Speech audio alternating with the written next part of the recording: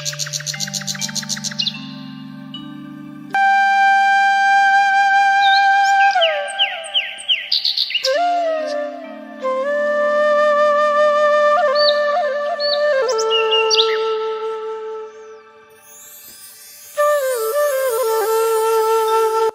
ಒಂದು ಗುಡಿಸಲು ಮನೆಯಲ್ಲಿ ಇಬ್ಬರು ಗಂಡ ಹೆಂಡತಿ ವಾಸ ಮಾಡ್ತಾ ಇರ್ತಾರೆ. ಹೆಂಡತಿ ಹೆಸರು ರಾಧಾ ಮತ್ತೆ ಗಂಡನ ಹೆಸರು ವೆಂಕಟೇಶ್. ವೆಂಕಟೇಶ್ ಪ್ರತಿನಿತ್ಯ ಹೊಲದಲ್ಲಿ ಕೆಲಸವನ್ನು ಮಾಡುತ್ತಿದ್ದ. ಆದರೂ ಸಹ ಅವನಿಗೆ ಹಣ ಸಾಕಾಗುತ್ತಿರಲಿಲ್ಲ. ವೆಂಕಟೇಶ್ನ ಹೆಂಡತಿ ರಾಧಾ ಬೇರೆಯವರ ಮನೆಯಲ್ಲಿ ದುಡಿಮೆಯನ್ನು ಮಾಡುತ್ತಿದ್ದಳು. ನೋಡು ರಾಧಾ, ಹಗಲು ರಾತ್ರಿ ಎಂದೇ ನಾವು ಇಷ್ಟು ಕಷ್ಟಪಟ್ಟು ದುಡಿತಾ ಇದ್ದೀವಿ. ಆದರೂ ಸಹ ಆ ದೇವರಿಗೆ ನಮ್ಮ ಮೇಲೆ ಇನ್ನೂ ಕರುಣೆ ಬಂದಿಲ್ಲ. ಎಷ್ಟು ದಿನ ನಮ್ಮ ಹೊಟ್ಟೆನ ಇದೇ ಥರ ಹುರಿಸ್ತಾನೋ ಏನೋ. ರೀ, ಎಲ್ಲ ಭಾರನ ಆ ದೇವ್ರ ಮೇಲೆ ಹಾಕ್ಬೇಡಿ. ನಾವು ಸಹ ಪ್ರಯತ್ನ ಮಾಡಬೇಕು. ನಾವು ಪ್ರಯತ್ನ ಮಾಡಿದ್ರೆ ಆ ದೇವರು ನಮ್ಮ ಮೇಲೆ ಕೃಪೆ ತೋರಿಸ್ತಾನೆ. ಇವಾಗಲ್ಲ ಅಂದರೆ ನಾಳೆ ಒಂದಿನ ತೋರಿಸ್ತಾನೆ. ಮನೆಯಲ್ಲಿ ನಮಗೆ 2 ಹೊತ್ತು ತಿನ್ನೋದಕ್ಕೆ ಸಹ ರೊಟ್ಟಿ ಸಾಲಲ್ಲ. ನಾವೇನು ಮಾಡೋಣ? ಇಷ್ಟು ಬಡತನದಲ್ಲಿಟ್ಟಿದ್ದಾನೆ. ನೀನು ಒಂದ್ಸರಿ ನಿಮ್ಮ ಮಾಲೀಕರ ಹತ್ರ ಹಣವನ್ನು ಕೇಳಿಬಿಟ್ಟು ನೋಡು. ಸರಿ ರೀ, ನಾಳೆ ನಾನು ಕೆಲಸಕ್ಕೆ ಹೋಗ್ತೀನಿ ಅಲ್ವಾ, ನಮ್ಮ ಮಾಲೀಕರ ಹತ್ರ ನಾನು ಹಣವನ್ನು ಕೇಳಿ ನೋಡ್ತೀನಿ. ನೀವು ಚಿಂತೆ ಮಾಡಬೇಡಿ, ಆರಾಮಾಗಿ ಇರಿ ನೀವು.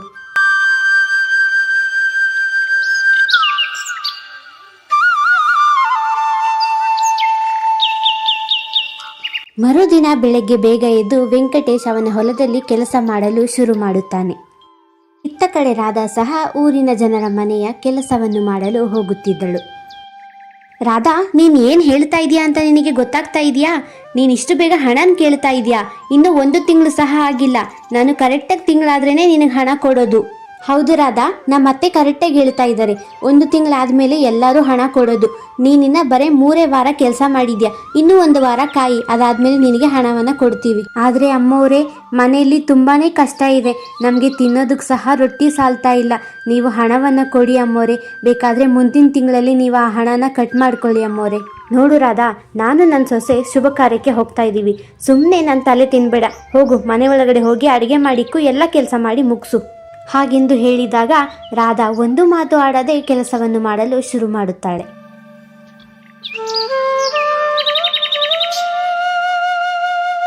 ಊರಿನ ಒಂದು ಹಳೆಯ ಮಂದಿರದಲ್ಲಿ ಯಾವುದೋ ಒಂದು ವ್ಯಕ್ತಿ ಕಂಬಳಿಗಳನ್ನು ಮಾರುತ್ತಿದ್ದ ಎಂದು ತಿಳಿಯುತ್ತದೆ. ಏನಮ್ಮ ನೀವು ಇಷ್ಟು ಲೇಟಾಗಿ ಬಂದಿದ್ದೀರಾ? ಎಷ್ಟೊಂದು ಕಂಬಳಿಗಳಿದ್ದವು, ಎಲ್ಲನೂ ತಗೊಂಡು ಹೋದ್ರು. ನಿಮ್ಮ ಅದೃಷ್ಟ, ಇದು ಒಂದೇ ಒಂದು ಇದೆ.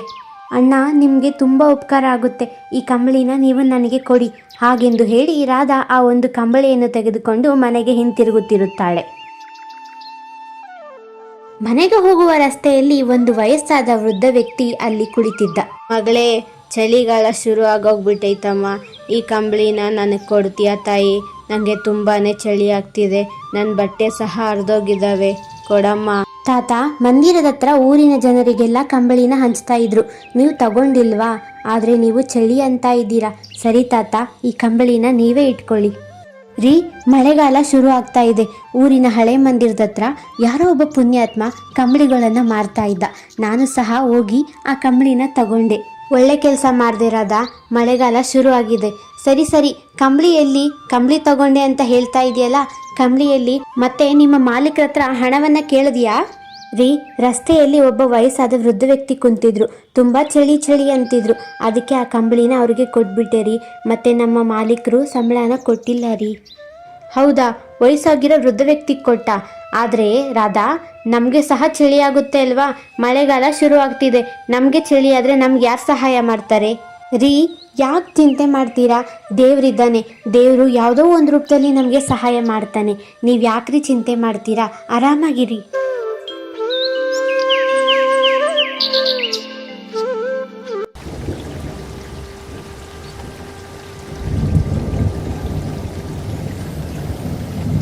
ಹೀಗೆ ದಿನಗಳು ಕಳೆದಂತೆ ಮಳೆಗಾಲ ಶುರುವಾಯಿತು. ನೋಡು ರಾಧಾ, ಮಳೆ ಎಷ್ಟು ಜೋರಾಗಿ ಬರ್ತಿದೆ, ಗುಡುಗ್ತಾ ಇದೆ. ಎಲ್ಲಿ ಮನೆ ಸೋರುತ್ತೆ ಅಂತ ನನಗೆ ಭಯ ಆಗ್ತಾ ಇದೆ. ನಮ್ಮ ಹತ್ರ ಹೊದ್ಕೊಳಕ್ಕೆ ಕಂಬಳಿ ಸಹ ಇಲ್ಲ. ಹೌದು ರೀ, ನನಗೂ ಸ್ವಲ್ಪ ಭಯ ಆಗ್ತಾ ಇದೆ. ಮಳೆ ಇಷ್ಟು ಜೋರಾಗಿ ಬರ್ತಿದೆ, ಎಲ್ಲಿ ನಮ್ಮ ಮನೆ ಸೋರುತ್ತೆ ಅಂತ ಭಯ ಆಗ್ತಿದೆ. ಆದರೂ ಸಹ ದೇವರಿದ್ದಾನೆ, ಚಿಂತೆ ಮಾಡಬೇಡಿ. ಅಷ್ಟರಲ್ಲೇ ಮನೆಯ ಬಾಗಿಲನ್ನು ಯಾರೋ ಬಡಿದಂತೆ ಕೇಳಿಸುತ್ತದೆ. ಅರೆ, ಇಷ್ಟು ರಾತ್ರಿಯಲ್ಲಿ ಮನೆ ಬಾಗಿಲು ತಡ್ತಾ ಇದ್ದಾರೆ. ನಾನು ಹೋಗ್ಬಿಟ್ಟು ನೋಡ್ಕೊಂಡು ಬರ್ತೀನಿ.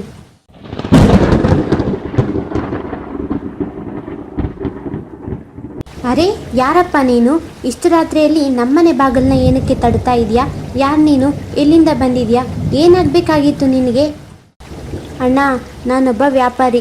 ಇಲ್ಲಿ ಬಟ್ಟೆಗಳ ವ್ಯಾಪಾರ ಮಾಡೋಕ್ಕೆ ಅಂತ ಬಂದಿದ್ದೆ. ಆದರೆ ಮಳೆ ಬಂದುಬಿಡ್ತು. ಮಳೆಯಲ್ಲಿ ಸಿಕ್ಕಾಕೊಂಡಿದ್ದೀನಿ.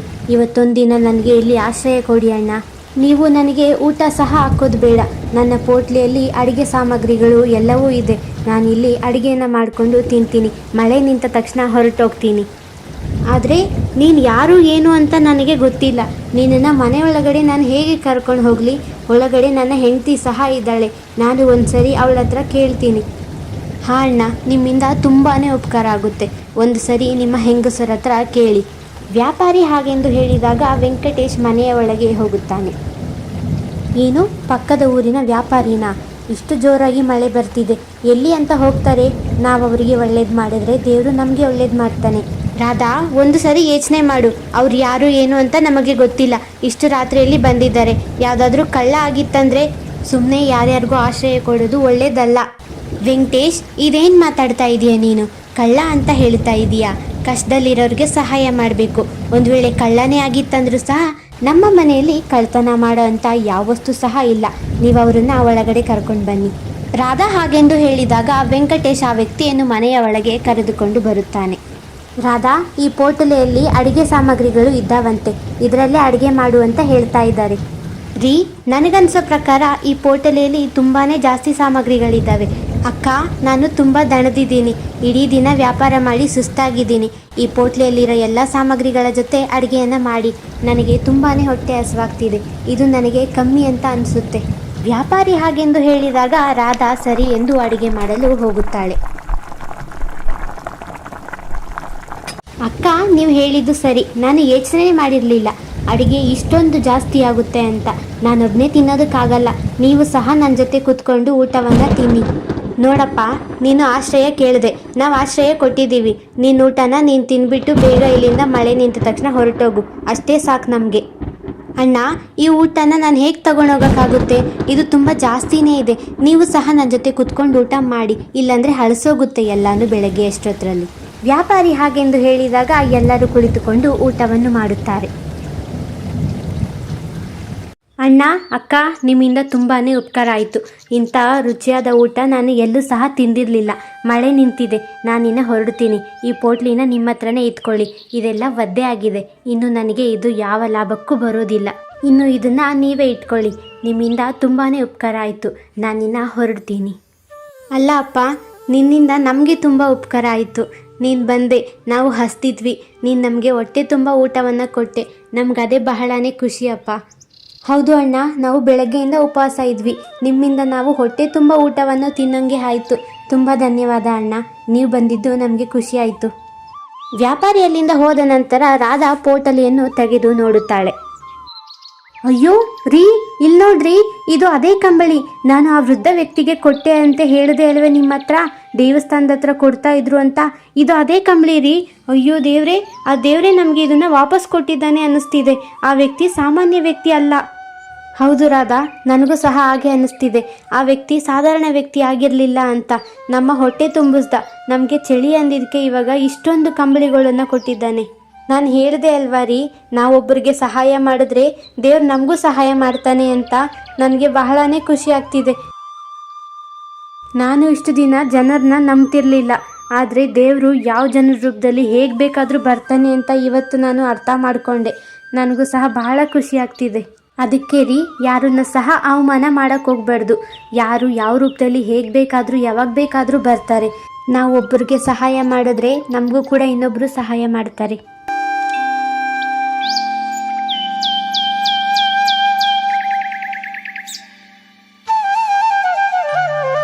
ಮರುದಿನ ವೆಂಕಟೇಶ್ ಎಂದಿನಂತೆ ಹೊಲದಲ್ಲಿ ಕೆಲಸ ಮಾಡಲು ತೆರಳುತ್ತಾನೆ.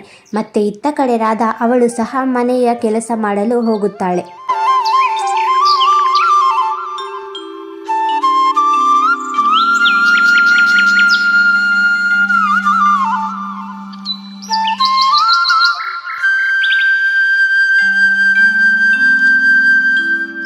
ಹೀಗೆ ಒಂದು ದಿನ ಬೆಳಗ್ಗೆ ರಾಧಾ ಅವಳ ಮನೆಯ ಅಂಗಳದಲ್ಲಿ ಕಸವನ್ನು ಗುಡಿಸುತ್ತಿರುತ್ತಾಳೆ. ಆದರೆ ಒಬ್ಬ ವಯಸ್ಸಾದ ವೃದ್ಧ ಸಾಧು ಅಲ್ಲಿಗೆ ಬರುತ್ತಾನೆ. ಮಕ್ಕಳ, ನಾನು ತುಂಬ ದೂರದಿಂದ ಬಂದಿದ್ದೀನಿ. ತುಂಬ ದಣವಾಗಿದೆ. ಊಟ ಏನಾದರೂ ಇತ್ತಂದರೆ ಹಾಕಿ ಮಕ್ಕಳ. ತುಂಬ ಹಸಿವಾಗಿದೆ. ನನಗೆ ತುಂಬ ಸುಸ್ತಾಗಿದೆ. ರೀ, ನಾನಿವತ್ತು ಬರೀ ನಮ್ಮಿಬ್ಬರಿಗೆ ಆಗೋಷ್ಟು ಮಾತ್ರನೇ ಅಡುಗೆ ಮಾಡಿದ್ದೀನಿ. ಈ ಬಾಬಾ ಬರೇ ಬಂದಿದ್ದಾರೆ. ಏನು ಮಾಡಬೇಕು ಅಂತ ನೀವೇ ಹೇಳಿರಿ. ನನ್ನ ತಲೆಯಲ್ಲಿ ಏನೂ ಓಡ್ತಾ ಇಲ್ಲ. ಅರೆ ರಾಧಾ, ನೀನೇ ಅಂದೆ ದೇವ್ರು ಯಾವ ರೂಪದಲ್ಲಾದರೂ ಬರ್ತಾನೆ ಅಂತ. ನಾವು ಸಹಾಯ ಮಾಡಿಲ್ಲ ಅಂದರೆ ಇನ್ಯಾರು ಸಹಾಯ ಮಾಡ್ತಾರೆ? ಇವತ್ತು ನನ್ನ ಪಾಲಿನ ಊಟನ ನಾನು ಈ ಬಾಬಾಗೆ ಕೊಡ್ತೀನಿ. ವೆಂಕಟೇಶ್ ಅವನ ಪಾಲಿನ ಊಟವನ್ನು ಬಾಬಾನಿಗೆ ಕೊಡುತ್ತಾನೆ. ಆ ಸಾಧು ಹೊಟ್ಟೆ ತುಂಬ ಊಟವನ್ನು ತಿಂದು ಆ ನಂತರ ಹೇಳುತ್ತಾರೆ, ನನಗೆ ಬಹಳನೇ ಖುಷಿ ಆಗ್ತಿದೆ ಮಕ್ಕಳ. ನೀನು ನಿನ್ನ ಪಾಲಿನ ಊಟನ ನನಗೆ ಕೊಟ್ಟೆ. ನನಗೆ ಬಹಳನೇ ಖುಷಿ ಆಗ್ತಿದೆ. ಆ ದೇವರು ನಿನ್ನ ಇಚ್ಛೆಗಳನ್ನೆಲ್ಲ ಪೂರ್ತಿ ಮಾಡಲಿ. ಧನ್ಯವಾದ ಬಾಬಾ. ಆದರೆ ನಾನು ನನ್ನ ಹೆಂಡತಿ ಇಬ್ಬರು ದುಡಿತೀವಿ. ಹಗಲು ರಾತ್ರಿಯಿಂದ ದುಡಿದ್ರೂ ಸಹ ನಾವು ಹಣವನ್ನು ಕೂಡಿಕ್ಕಾಗ್ತಿಲ್ಲ. ಇದೇ ಗುಡಿಸ್ಲು ಮನೆಯಲ್ಲಿ ಇದ್ದೀವಿ. ಸರಿ ಮಗನೇ, ನನಗೆ ನಿನ್ನ ಕಷ್ಟ ಅರ್ಥ ಆಗ್ತಾ ಇದೆ. ಆದರೆ ನಿನ್ನ ಈ ಎಲ್ಲ ಕಷ್ಟಗಳು ಹೋಗಬೇಕಂದ್ರೆ ನೀನೊಂದು ರಥವನ್ನು ಮಾಡಬೇಕು. ನೀನು ಪ್ರತಿದಿನ ಏನನ್ನ ಮಾಡ್ತೀಯ ಅಂತ ಹೇಳು. ಬಾಬಾ, ನಾನು ಪ್ರತಿದಿನ ಏನನ್ನ ಮಾಡ್ತೀನಿ? ಬೆಳಗ್ಗೆ ಎದ್ದಾಳ್ತೀನಿ, ಮತ್ತು ಇಲ್ಲಿ ಒಬ್ಬ ತರಕಾರಿ ವ್ಯಕ್ತಿ ಇದ್ದಾನೆ. ಪ್ರತಿದಿನ ಅವರ ಮುಖವನ್ನು ನೋಡಿಬಿಟ್ಟು ಆ ನಂತರ ನಾನು ಹೊಲಕ್ಕೆ ಹೋಗ್ತೀನಿ. ಹಾಗಿತ್ತು ಅಂದರೆ ಇದೇ ನಿನ್ನ ರಥ. ನೀನು ಪ್ರತಿದಿನ ಆ ತರಕಾರಿ ವ್ಯಕ್ತಿಯ ಮುಖವನ್ನು ನೋಡಬೇಕು. ಆ ನಂತರನೇ ಊಟ ಮಾಡಬೇಕು. ಇಲ್ಲಾಂದರೆ ನೀನು ಊಟನೇ ಮಾಡಬಾರ್ದು.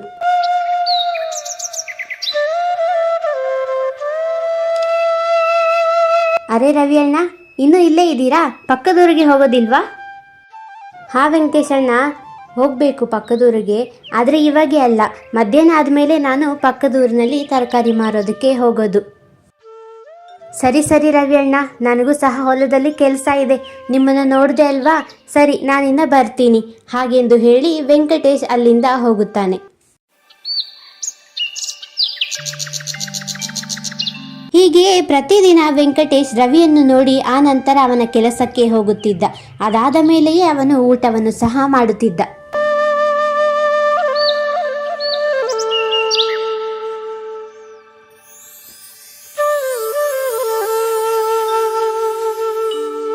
ರೀ, ಆವಾಗಿಂದ ಕರಿತಾ ಇದ್ದೀನಿ. ನಿಮ್ಮ ಹಿಂದೆನೇ ಓಡಿ ಓಡಿ ಸಹ ಬಂದೆ. ಊಟ ಮಾಡ್ಕೊಂಡು ಹೋಗಿ.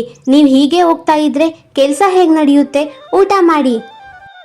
ರಾಧಾ, ನಿನಗೆ ಗೊತ್ತು ಅಲ್ವಾ, ನಾನು ತರಕಾರಿ ಮಾರೋ ರವಿ ಮಕ್ಕ ನೋಡೋವರೆಗೂ ಊಟನ ಮಾಡಲ್ಲ ಅಂತ.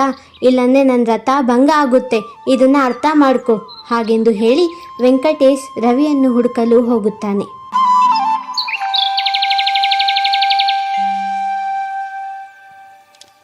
ಎರಡು ದಿನ ಆಗಿರುತ್ತದೆ. ಆದರೆ ರವಿ ಇನ್ನೂ ಸಹ ತರಕಾರಿ ಮಾರಲು ಬಂದಿರುವುದಿಲ್ಲ.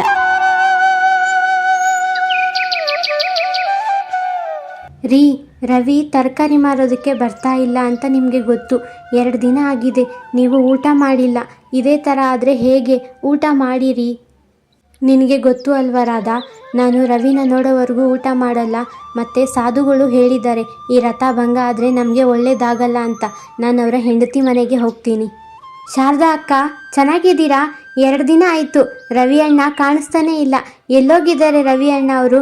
ಎಲ್ಲೋಗಿದ್ರೆ ನೀವು? ಮನೆ ಸಹ ಬಾಗ್ಲಾಕಿತ್ತು. ಅರೆ ವೆಂಕಟೇಶ್ ಅಣ್ಣ, ನಮ್ಮ ದೂರದ ಸಂಬಂಧಿಕರ ಮನೆಯಲ್ಲಿ ಮದುವೆ ಫಂಕ್ಷನ್ ಇತ್ತು. ಅದಕ್ಕೆ ನಾನು ಮತ್ತು ನಮ್ಮ ಯಜಮಾನ್ರು ಮದುವೆಗೆ ಅಂತ ಹೋಗಿದ್ವಿ. ಅಷ್ಟಕ್ಕೆ ನೀವು 2 ದಿನ ನೋಡೋಕ್ಕಾಗಿಲ್ಲ ಅನಿಸುತ್ತೆ. ಹೋ ಶಾರದಾ ಅಕ್ಕ, ಇಷ್ಟೇನಾ ವಿಷಯ? ಸರಿ ಸರಿ, ನಾನು ರವಿ ಅಣ್ಣನಿಗೆ ಏನೋ ಆಗಿದೆ ಅಂದ್ಕೊಂಡೆ. ಅವರು ಹುಷಾರಾಗೇ ಇದ್ದಾರೆ ಅಲ್ವಾ? ಇವಾಗ ಎಲ್ಲಿದ್ದಾರೆ ಅವರು? ಅವರನ್ನು ನೋಡಬೇಕು ನಾನು. ಹಾಂ ವೆಂಕಟೇಶ್ ಅಣ್ಣ, ಅವರು ಚೆನ್ನಾಗೇ ಇದ್ದಾರೆ. ಅವರು ಊಟ ಮಾಡಿಬಿಟ್ಟು ಹೊಲದತ್ರ ಹೋಗಿದ್ದಾರೆ. ತರಕಾರಿಗಳನ್ನು ಕೀಳ್ತಾ ಇದ್ದಾರೆ. ತರಕಾರಿ ವ್ಯಾಪಾರಕ್ಕೆ ಹೋಗಬೇಕಲ್ವಾ ಅವರು? ಸರಿ ಅಕ್ಕ, ನಾನು ಹೊಲಕ್ಕೆ ಹೋಗ್ತೀನಿ. ನಿಮ್ಮ ಗಂಡ ಹತ್ರ ಅಲ್ಲೇ ಹೋಗ್ಬಿಟ್ಟು ಮಾತಾಡ್ತೀನಿ. ಹಾಗೆಂದು ಹೇಳಿ ವೆಂಕಟೇಶ್ ಹೊಲದ ಕಡೆಗೆ ಸಾಗುತ್ತಾನೆ.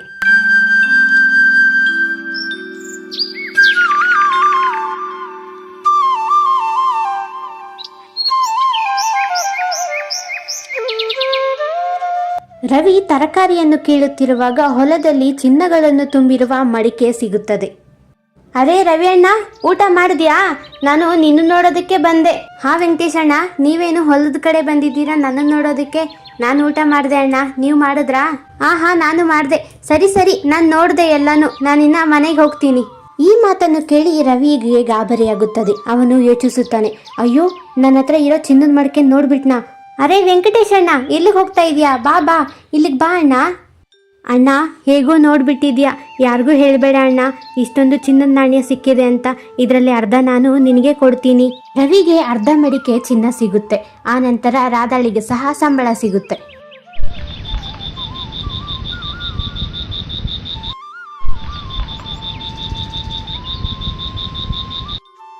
ಅಯ್ಯೋ ದೇವ್ರೆ, ಇಷ್ಟೊಂದು ಚಿನ್ನ ಹೇಗೆ ಸಿಕ್ತು ರೀ ನಿಮಗೆ? ನೀವಿಷ್ಟೊತ್ತಾದರೂ ಮನೆಗೆ ಬಂದಿಲ್ಲ, ಏನಾಯಿತು ಅಂತ ಗಾಬರಿ ಪಟ್ಟಿದ್ದೆ. ವೆಂಕಟೇಶ್ ಆ ನಂತರ ನಡೆದ ಎಲ್ಲ ಘಟನೆಯನ್ನು ವಿಸ್ತಾರವಾಗಿ ಅವಳ ಹೆಂಡತಿಯ ಬಳಿ ಹೇಳುತ್ತಾನೆ. ಅದಕ್ಕೆ ನಾನು ಮತ್ತು ರವಿಯಣ್ಣ ಚಿನ್ನವನ್ನು ಸಮನಾಗಿ ಹಂಚ್ಕೊಂಡ್ವಿ ರಾಧಾ. ರೀ, ಇದಂತೂ ಅದ್ಭುತ. ಇನ್ಮೇಲೆ ನಾವು ಕೆಲಸಕ್ಕೆ ಹೋಗೋದು ಬೇಕಾಗಿಲ್ಲ. ನಮ್ಮ ಇಡೀ ಜೀವನ ನಾವು ಕೂತ್ಕೊಂಡು ತಿನ್ಬೋದು. ಅಷ್ಟೊಂದು ಚಿನ್ನಗಳಿದೆ ಇದರಲ್ಲಿ. ನಮ್ಮ ಜೀವನನೇ ಸುಖ ಆಯಿತು. ಹೌದು ರಾಧಾ, ಇದು ಆ ರಥದಿಂದ, ಆ ಸಾಧು ಬಾಬಾ ಹೇಳಿದ್ರಿಂದ. ನಾವು ಇನ್ನೊಬ್ಬರಿಗೆ ಒಳ್ಳೇದು ಮಾಡಿದ್ರೆ ನಮಗೂ ಸಹ ಒಳ್ಳೇದಾಗುತ್ತೆ. ದೇವರು ಕೊಟ್ಟರೆ ಒಂದೇ ಸರಿ ಜಾಸ್ತಿ ಕೊಡ್ತಾನೆ. ರೀ, ಸರಿ ರೀ, ನಾವು ಇಲ್ಲಿಂದ ಬೇರೆ ಊರಿಗೆ ಹೋಗೋಣ. ಒಂದು ಹೊಸ ಮನೆ ಕಟ್ಟೋಣ. ಆ ನಂತರ ಸುಖವಾಗಿ ಇಡೀ ಜೀವನ ಚೆನ್ನಾಗಿರೋಣ.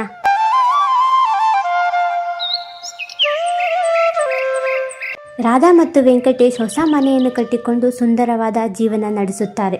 ದೇವರು ತಡವಾಗಿ ಕೊಟ್ಟರೂ ನಮಗೆ ಒಳ್ಳೆಯದನ್ನೇ ಕೊಡುತ್ತಾನೆ ಅನ್ನೋದಕ್ಕೆ ಈ ಕಥೆಯ ಸಾಕ್ಷಿ. ಸೊ ಹಾಯ್ ಫ್ರೆಂಡ್ಸ್, ನನ್ನ ಕತೆ ನಿಮಗೆ ಇಷ್ಟ ಆಯ್ತಾ? ಇಷ್ಟ ಆದರೆ ಒಂದು ಲೈಕ್ ಮತ್ತೆ ಸಬ್ಸ್ಕ್ರೈಬ್ ಮಾಡಿ. ನೆಕ್ಸ್ಟ್ ವಿಡಿಯೋದಲ್ಲಿ ನಾನು ನಿಮ್ಮ ಹೆಸರನ್ನು ಬಳಸಬೇಕಾ? ಕಮೆಂಟ್ ಬಾಕ್ಸ್ನಲ್ಲಿ ಕಮೆಂಟ್ ಮಾಡಿ.